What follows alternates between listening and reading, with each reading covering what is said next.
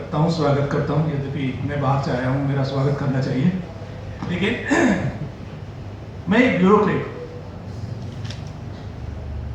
एक IAS अधिकारी हूँ और उत्तर प्रदेश सरकार में प्रमुख सचिव के पद पे आसीन हूँ, इन सर्विस ब्यूरोक्रेट हूँ। और प्रेस क्लब में आके अपनी बात को रखना इतना अनयूजुअल है, क्यों? क्या जरूरत है एक IAS अधिकारी को आके पत्रकारों के साथ हुई जाति के कॉज के साथ आइडेंटिफाई करें? क्यों जरूरत है? मैं तो लखनऊ में अच्छा एयर कंडीशन कमरे में मेरी सुबह 10 बजे पहुंचूंगा, घूमते फिरते 11 बजे तक मीटिंग किया, घर 6 बजे अपने घर निकल गया, जिंदगी अच्छी गुजारी, 30-32 साल की 35 साल की नौकरी किया और फिर रिटायरमेंट के बाद कोई संवैधानिक पद ले लिया, जीवन बड़ा अच्छा है। मैं करीब 8-9 साल तक अमेरिका में रहा, कभी 1.5-2 साल पहले आया वापस। मैंने वहां से MBA किया, वहां से PhD किया यूनिवर्सिटी ऑफ मिशिगन से, फिर CPA किया, जो जानते होंगे CPA का। और मैं यहाँ उत्तर प्रदेश में आया और मैं इस भाव से आया, वैसे तो मेरा मन नहीं था, मैं सोच रहा था वॉलंटरी रिटायरमेंट ले लूँ, क्योंकि अमेरिका में जीवन बहुत अच्छा है, जिंदगी आसान है, कहीं अच्छा डीन और प्रोफेसर का पद भी मुझे मिल रहा था। लेकिन जब आप बाहर रहते हैं तो आपके मन में देशभक्ति का भाव बहुत उमड़ता है। यहाँ रह के वो नहीं लगता, यहाँ रह के तो लगता है घर की मुर्गी दाल बराबर। बाहर रह के जो आपको राष्ट्रीय गाने बहुत अच्छा लगता है, आपको वहां पे हिंदी के चैनल देखने में बहुत मजा आता है, यदि थोड़ा सा लेट न्यूज आती है, वहां पे डिस्कशंस देखने में बहुत मजा आता है, NK सिंह साहब को जैसे डिस्कशन सुनने में मजा आता है, तो हमें लगता है अपने लोग। उस भाव से मैं यहाँ आया और मेरे बोलने को कोई आलोचना ना माना जाए, मैं अपनी बात को एक स्पष्ट रूप से कह रहा हूं, क्योंकि मैंने सीखा है, वहां पे एक खुलापन है, वहां पे सिटी कमिश्नर भी अपनी बात, जो मेयर है वहां के, उसके खिलाफ भी बोलते थे। मेयर के मत से मैं सहमत नहीं हूं, मेयर का डेमोक्रेटिक इलेक्टेड करते, वहां पे सिटी कमिश्नर भी इलेक्शन से होता है, वहां पे जुडिशरी के जज साहब भी इलेक्शन होता है, उनका चुनाव होता है, इलेक्ट जज so and so, totally democratic process, तो खुलापन है एक। मैं आया और मैंने प्रिंसिपल सेक्रेटरी इंडस्ट्रीज का कार्यभार संभाला, 8 महीने काम किया और देखते देखते मैंने देखा कि 1.5 वर्ष के कार्यकाल में 7 ट्रांसफर हो गए। तो मैंने कहा कि है क्या कारण? मैंने आपको हक नहीं है पूछने का ब्यूरोक्रेट को, भाई राजनीतिक जो हमारे बॉसेस हैं उनको हक है, आपको कहीं भी वो हिलाते डुलाते हैं, उनका हक है। नहीं, फिर भी मन में आता है कि भाई, क्योंकि मुझे यहाँ ज्यादा ऐसा नहीं था कि मैं खाली इस नौकरी के सहारे जिंदा रहूंगा, मुझे भी था चलो स्वैच्छिक सेवानिवृत्ति लेके कहीं और दूसरा जीवन यापन कर रहे हैं, वो भी मेरे पास ऑप्शन है। जब मेरे पास ऑप्शन था और सिक्योरिटी का भाव था, मैंने कहा क्यों ना पूछूं, इससे पूछता हूं खुल के, मेरे सर क्या दोष है मेरा? बोले साहब आपको मंत्री जी सूट नहीं करते, मंत्री जी को सूट नहीं करते। मैंने एक मंत्री थे मेरे, और मैं विभाग ही बता देता हूं, मैं छुपाता नहीं, माध्यमिक शिक्षा विभाग में थे, मैंने नकल रोक अभियान चलाया पूरे प्रदेश में, और जब मुझे 1.5 साल में वहां से हटा दिया गया, मैं अभी आता हूं, जो शाहजहांपुर का जो वृत्तांत है उसमें आता हूं और आपको खुला बताऊं, सिन्हा साहब नहीं बताता, मैं बताऊंगा पूरा।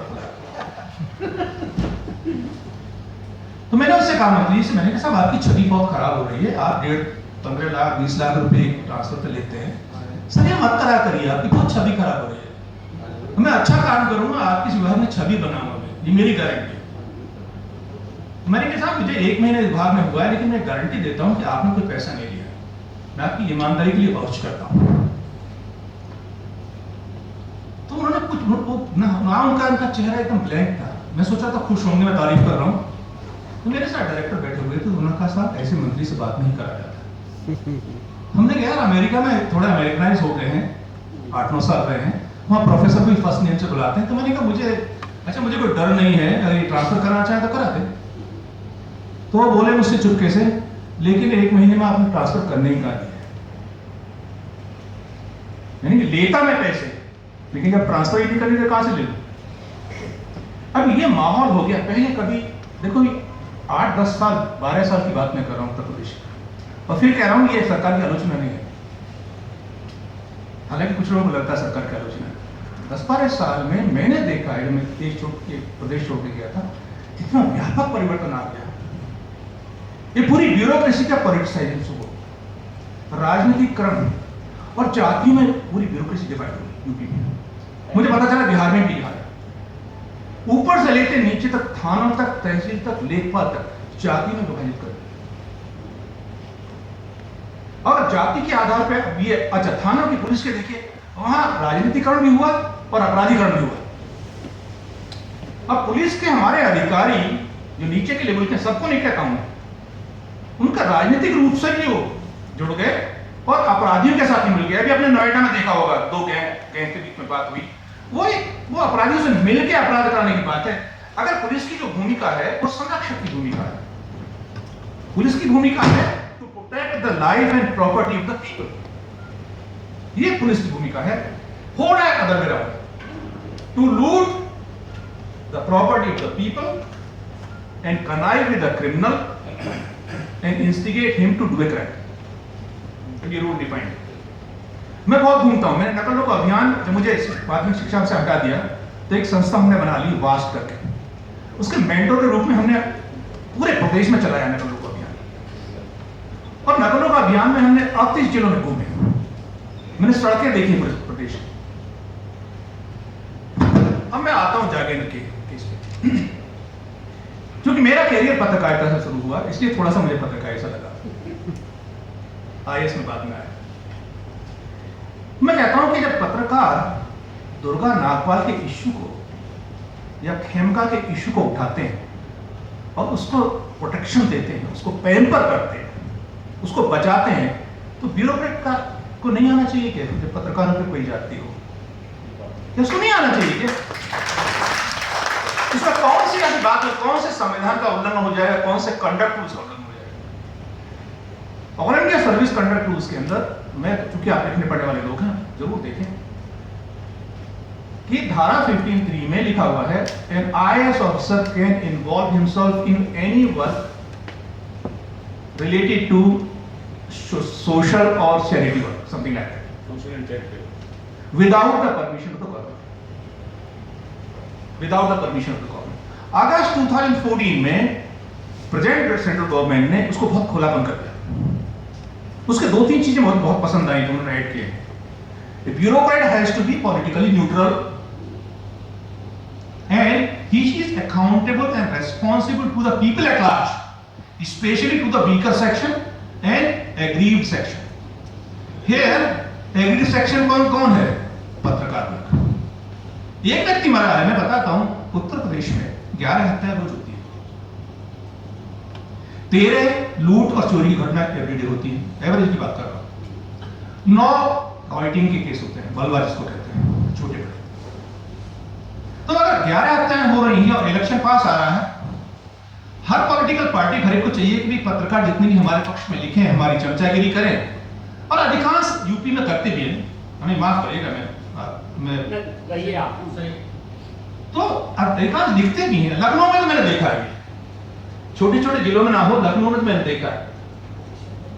लेकिन अब जैसे जैसे इलेक्शन नजदीक आएगा, इलेक्शन बढ़ेंगी और आप खिलाफ लिखोगे, तो ये 11 प्रतिदिन हो रही हैं, इसमें नंबर किसी का भी आ सकता है।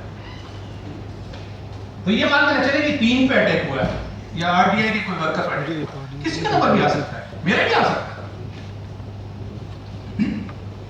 मैं शाहजहांपुर गया था, क्योंकि कलेक्टर रहा हूं बरेली में, तो शाहजहांपुर में अधिकांश लोग जानते हैं मुझे, बरेली में जानते हैं, क्योंकि मैं चप्पल पहन के गली गली घुमा करता था, साक्षरता अभियान चलाया था, तो लोगों का रहा है। शाहजहांपुर में जो पत्रकार है जगेंद्र सिंह, वो मालदार नहीं है। पत्रकारिता ऐसा प्रोफेशन है, लखनऊ में जाके देखिए, काफी मालदार पत्रकार हो गए जिनका कोई वजूद नहीं था पहले, 10 साल पहले। उसके घर में रेफ्रिजरेटर नहीं है। आप उसको दलाल कैसे कह सकते हो, उसको ब्लैकमेलर कैसे कह सकते हो? और अगर ब्लैकमेलर मान भी लिया जाए, उसको हम मान लेते हैं, किसको ब्लैकमेल करता होगा? डिसऑनेस्ट ऑफिसर, डिसऑनेस्ट पॉलिटिशियन या कोई और जिम्मेदार, उसी को तो करें ब्लैकमेल। भाई अगर सत्यनिष्ठ हैं आप और अच्छा काम करते हैं, आपको ब्लैकमेल कैसे कर लेगा वो? और अगर ब्लैकमेल करता रहा है तो आपने FIR क्यों नहीं दर्ज कराई, उसके खिलाफ कार्रवाई क्यों नहीं करी जब आपको ब्लैकमेल करता था वो? भाई आपको अधिकार है, आईपीसी में आप एफआईआर दर्ज कर सकते थे। उस व्यक्ति पे 28 तारीख को 29 तारीख को थ्रेट, उसको लगातार थ्रेट मिल रही थी, वो निकल आता। उसके बाद उसको चला के मार दिया गया। अब कहना कि सर पुलिस ने जला के मारा या उसने खुद सुसाइड कर लिया, मैं उसमें जा नहीं रहा हूं, तो इन्वेस्टिगेशन वो करते हैं इन्वेस्टिगेशन। 302 धारा में एफआईआर दर्ज हुई है। 302 का मतलब क्या है? मर्डर। अगर 302 का केस नहीं बनता था, क्योंकि एफआईआर तो दर्ज होती नहीं थानों में, और ऐसे केस में जिसमें राजनीतिक प्रभाव है एफआईआर दर्ज होने का सवाल ही नहीं हो सकता था। एवरेज थानों में अगर 100 एप्लीकेशन प्राप्त होती हैं, उनमें से 10 से 15% ही एफआईआर में कन्वर्ट होती है। 85% तो एफआईआर में कन्वर्ट ही नहीं होती है, वो तो डस्टबिन का मुंह देखती है। और एफआईआर दर्ज हुई, उसमें 5 पुलिस कर्मियों को आपने निलंबित कर दिया। इसका मतलब प्राइम फेसा ही आपने माना कि वो 5 पुलिसकर्मी दोषी थे या संलग्न हैं। भाई उनको निलंबित किया है तो मंत्री को भी निलंबित कर दीजिए और जांच फेर होने दीजिए, और जांच में अगर दोषी निर्दोष पाए जाते हैं बना दीजिए, शपथ दिला दीजिए, क्या दिक्कत है उसमें भाई? और फिर मैं कह रहा हूं, मैं आलोचना नहीं कर रहा हूं, मैं आप में से एक हूं, इसलिए बात कर रहा हूं। मैं मानता हूं कि आप में से एक हूं, क्योंकि आपकी पीड़ा मुझे लगती है कि मेरी पीड़ा नहीं है। वो नहीं करा। और जो गवाह, जब डाइंग डिक्लेरेशन 164 में डाइंग डिक्लेरेशन फाइनल एविडेंस है, एविडेंस एक्ट में फिर चैलेंज नहीं होता है, और जो व्यक्ति मरा है उसका एविडेंस है, गिरफ्तारी ना हो इसके बेसिस पे। कोई और एक एविडेंस लेडी जिसको वो बचाता था, जिसके लिए अपनी जान दे दिया उसने, उसके बयान को प्रलोभनवश या दबाव डाल के उसको बदलवा लिया गया, उससे फर्क नहीं पड़ता, क्योंकि 164 में उसका भी रिकॉर्डेड है। अगर उसने बयान बाद में बदला है तो उसके खिलाफ भी रिपोर्ट दर्ज हो जाए, बयान बदले। साक्ष्य तो पर्याप्त है, शहनाज साहब देख के आए होंगे। अब यह है कि गिरफ्तार कब होंगे, पद कब जाएगा, क्यों नहीं जाएगा पद? मैं बताता हूं आपको। उत्तर प्रदेश की राजनीति जातियों में बटी हुई है। उत्तर प्रदेश में राजनीति का मतलब जातिवाद। अभी एक हवा चली जिसमें आशा की किरण थी, जो पार्लियामेंट का चुनाव हुआ, उसमें तो cutting across party line voting हो गया, गुड, अच्छा संकेत। लेकिन आने वाले चुनाव में जातियों के संघर्ष होंगे। जाति और धर्म पे इलेक्शन होता है यूपी और बिहार में। बिहार की मुझे सुनने में आया थोड़ी स्थिति बदली है, लेकिन वही स्थिति है। नहीं, यूपी में तो निश्चित रूप से जातियों का और धार्मिक धर्म के आधार पर वोटिंग होनी है। शाहजहांपुर में जो व्यक्ति कल्प्रिट है या आरोपित है, राजनीतिक व्यक्ति, वो ऐसी जाति को ब्लेम करता है, उसका बहुत दबदबा है,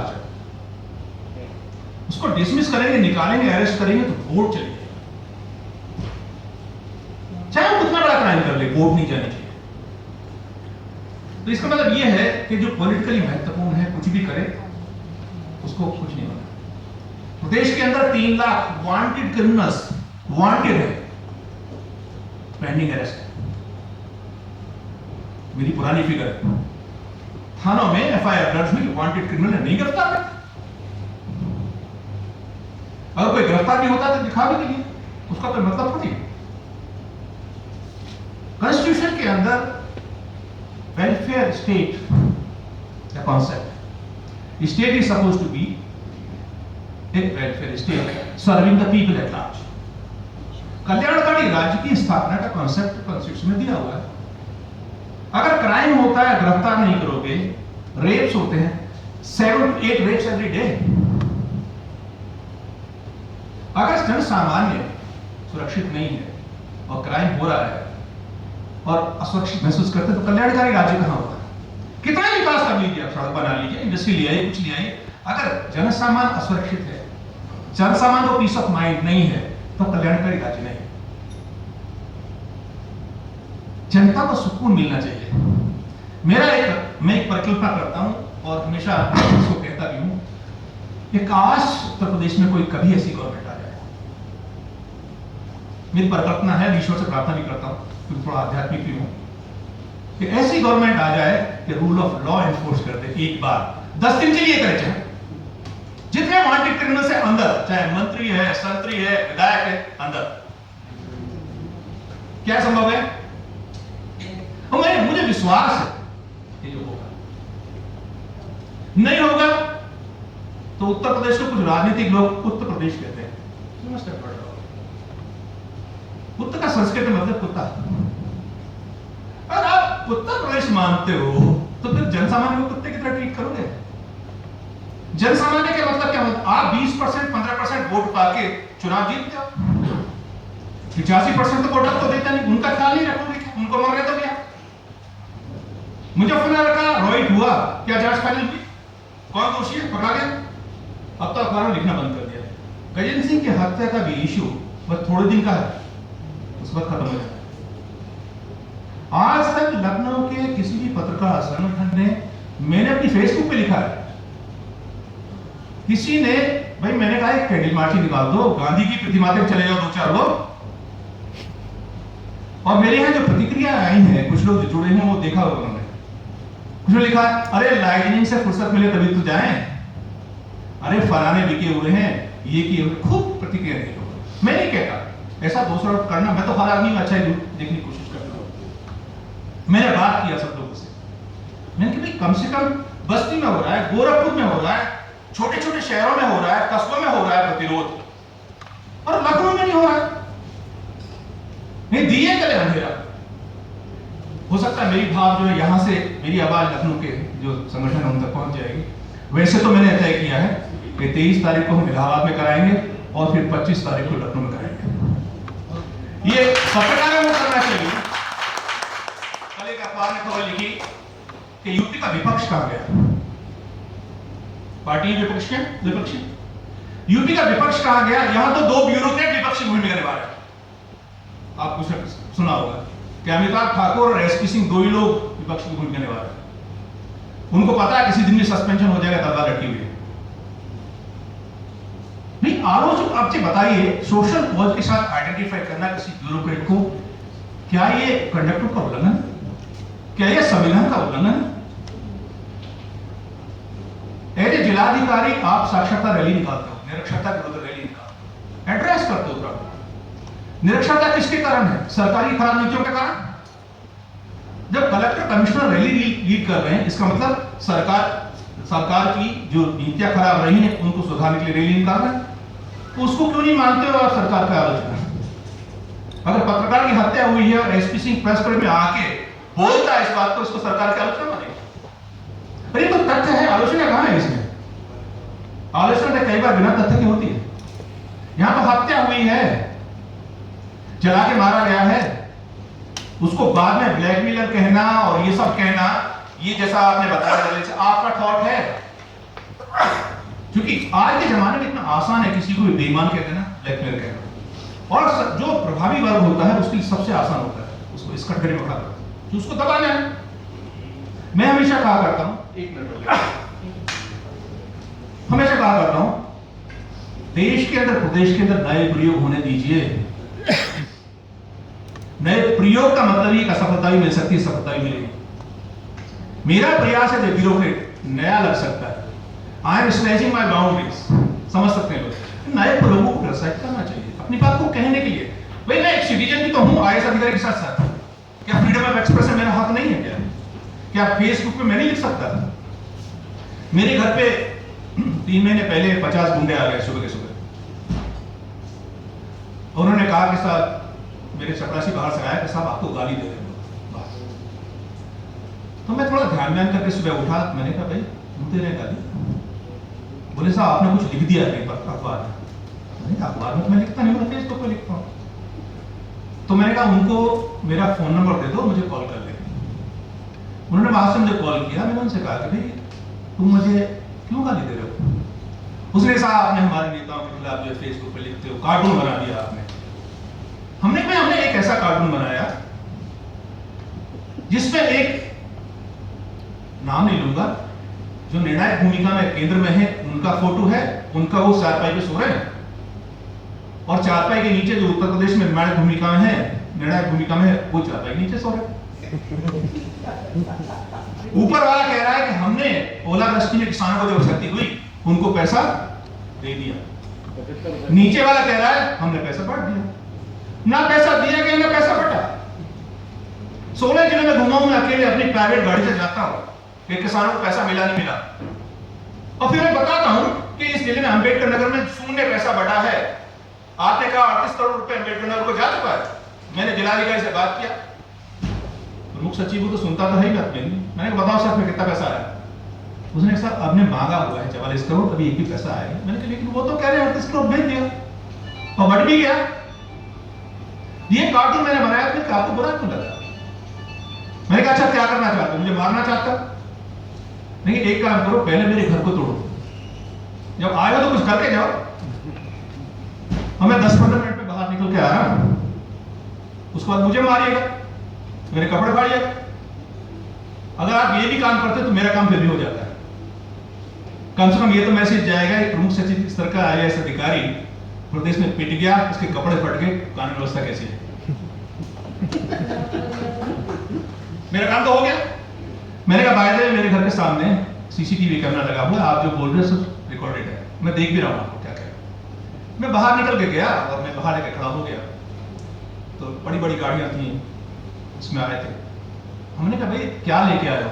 क्योंकि उत्तर प्रदेश में तमंचा बहुत चलता है, वहां तो हर तीसरा आदमी गाड़ी में तमंचा रखता है।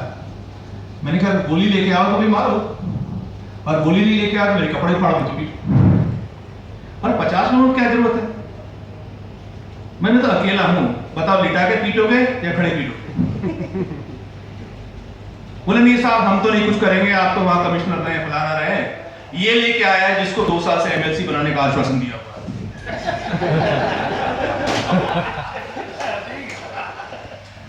और सिर्फ आप दिया है, इसको बनाना भी नहीं है। अरे नहीं ला रहे बाप, नहीं नेताजी आते आओ। मैंने कहा आप पहले मारोगे। आज वो मेरी फेसबुक पे 15 लोग फ्रेंड हैं और मुझे ये आश्वासन देके गए जब मैंने उनसे बात की कि साहब अगर आपको कोई खतरा पहुंचाए हमको कॉल करिएगा, हम आएंगे आपको बचाने। एक दृष्टांत और सुनाता हूं जो कितनी दूर लखनऊ से आया हूं। कन्नौज गया मैं, आप जानते हो VIP कॉन्स्टिट्यूंसी, VIP जिला। तो मुझे पता है कन्नौज में आप नकल रोको अभियान नहीं चला सकते क्योंकि वहां तो DISP कोई भी घुस नहीं सकता। तो मुझे अमेरिका से एक लड़के ने फोन किया, कृष्णकांत यादव ने। तो पहले मुझे विश्वास नहीं हुआ, मैंने कहा भाई तुम क्यों बता रहे हो ये चीज? बोले साहब आप फेसबुक पे लिखते हो, ये सब करते हो, ये नाटक है, ये सब दिखावा है, आपके राजनीतिक उद्देश्य हो सकता चुनाव लड़ो आप, इसलिए सब ये कर रहे हो। मैंने कहा तुम्हारा दोष नहीं है, जिसकी जितनी सोच है उतना ही सोचता है। नहीं, चुनाव लड़ने के लिए मैं एक कॉन्स्टिट्यूंसी में जाना चाहिए, लोगों को जहां जिलाधिकारी रहा हूं उनको थोड़ा उकसाऊंगा, फास्ट होप दूंगा, कुछ दोस्तों से कहूंगा शराब बांट दो, कुछ से कहूंगा थोड़ा पैसा बांट दो, तो मैं जीत जाऊंगा, MLA बन जाऊंगा। मुझे ये सब करने की क्या जरूरत पड़ी? बोले साहब अगर 4 केंद्र आप नकल के कन्नौज में पकड़ दें तो हम आपको मान जाएंगे। ये रात को 1:30 बजे हमारी चैटिंग हो रही थी। मैंने वाइफ से कहा कि भाई कपड़े रख दो, सुबह 4 बजे निकलना है कन्नौज। उन्होंने कहा कन्नौज मत जाइए, वहां मारे जाओ। अरे हमने कहा कोई बात नहीं, निपटने दो मामले को, हम मेरठ के रहने वाले तो यही कहा करते हैं मामले को निपट लेंगे। मैं वहां गया, आपको बता दूं 4 केंद्र पकड़े। उसके बाद मुझे GTV के एक पत्रकार हैं, उन्होंने कहा कि साहब एक बात करना चाहते हैं आपसे। क्या? जिले से बाहर निकल नहीं पाओगे, 200-250 लोग गांधी प्रतिमा पे इकट्ठे हुए हैं और आपको मारेंगे, गाड़ी तोड़ेंगे।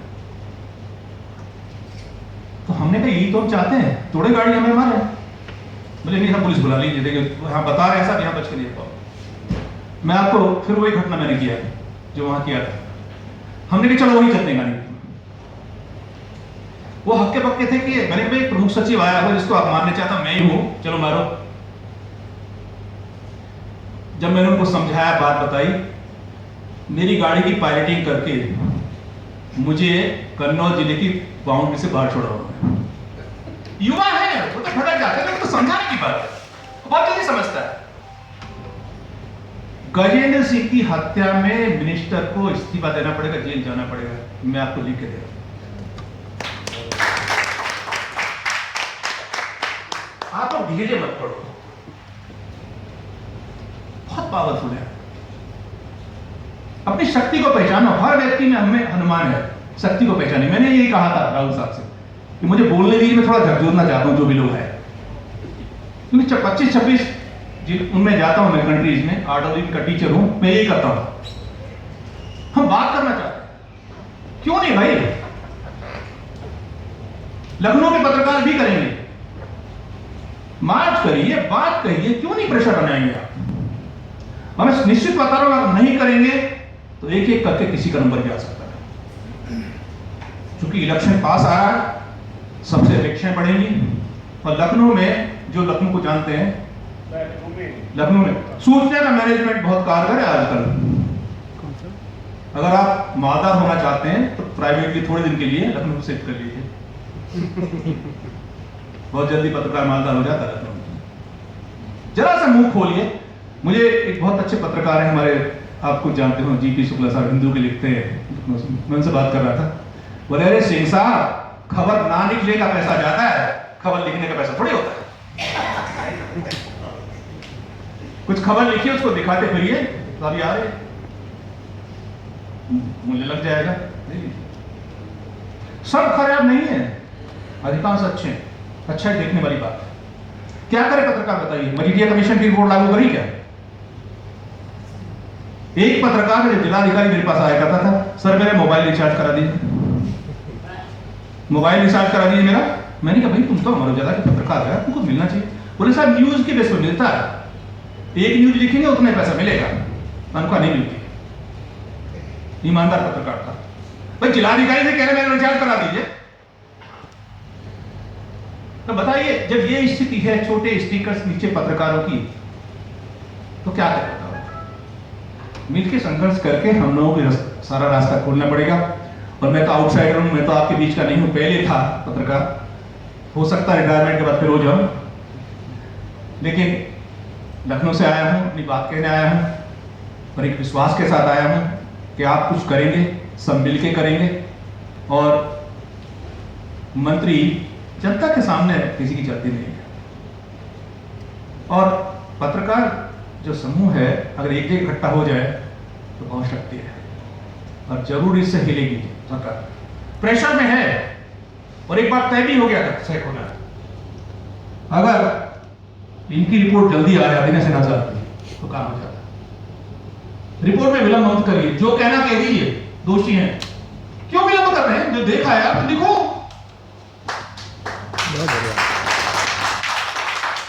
भाई वो इन्वेस्टिगेशन में विलंब कर रहे हैं, आप रिपोर्ट देने में विलंब आप कर रहे हैं। और एसआईटी का गठन हो, जो भी एसआईटी गठन हो, सीबीआई में कराइए, एसआईटी कराइए, उस एसआईटी में एक प्रेस काउंसिल ऑफ इंडिया का पत्रकार भी हो, इन्वेस्टिगेटिंग टीम का पार्ट फेयर हो जाए, या पीस इसका प्रेस क्लब ऑफ इंडिया का हो, वो पत्रकार सीनियर अच्छा पत्रकार जिसकी क्रेडिबिलिटी हो, पुलिस नहीं कर पाएगी फिर कुछ। ऐसी मांग करिए, व्यवस्था के साथ हो। नया बना लीजिए, कोई फर्क नहीं पड़ना, एक्ट बहुत है, लेकिन पालन कौन करेगा? इसलिए मैं कह रहा हूं, उत्तर प्रदेश में प्लीज फोकस करिए। एक पिक्चर में डायलॉग होता है, उत्तर प्रदेश में सामान्य जन की जिंदगी झंड हो गई है, अब मैं थैंक यू। आप लोगों को किसी को पता नहीं है, इसके लिए एक फंड है। एक पहले आपको मैं बोलने बुलाऊंगा तब आप